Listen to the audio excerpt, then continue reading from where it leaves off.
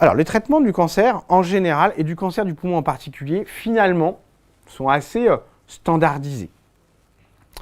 On va dire, il y en a globalement 3 grands types, dont un où il y a des sous-types.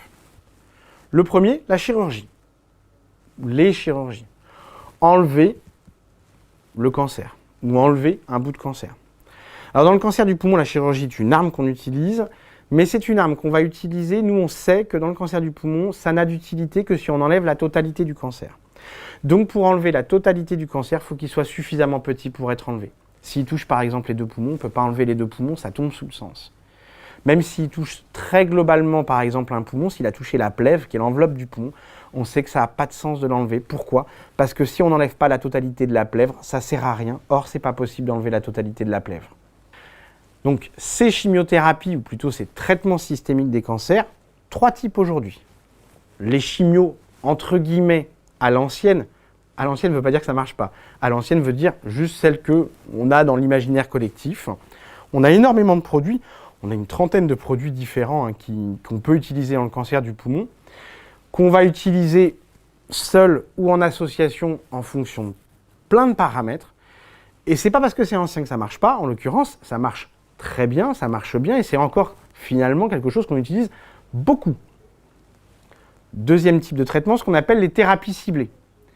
Les thérapies ciblées, c'est quoi? Ce sont des médicaments qui vont aller cibler très précisément une anomalie précise du cancer.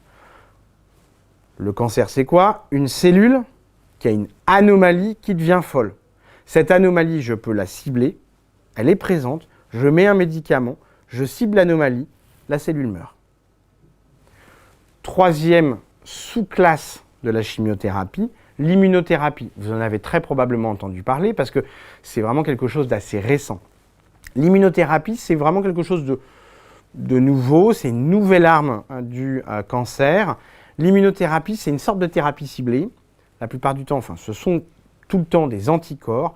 Et en fait, c'est assez simple à comprendre. L'immunothérapie, c'est un anticorps qui va aller dire au système immunitaire normal, vous savez que vous et moi, on a des globules blancs qui nous défendent contre les agressions. Eh bien, l'immunothérapie va dire à mon système immunitaire « Eh oh, le cancer, c'est pas à moi, mange-le ». Et donc, l'idée de cette immunothérapie, c'est tout simplement d'avoir un traitement qui restaure l'activité de notre propre système immunitaire, qui lui-même va aller combattre le cancer. Ça paraît un peu magique, dit comme ça, c'est évidemment extrêmement caricatural, mais c'est le principe. Dernière arme dans les chimiothérapies, mais qu'on utilise, on va dire pas, ou du moins pas encore dans le cancer du poumon, ce sont les hormonothérapies, qui sont utilisées dans le cancer du sein ou de la prostate, qu'on utilise à ce stade pas encore dans le cancer du poumon.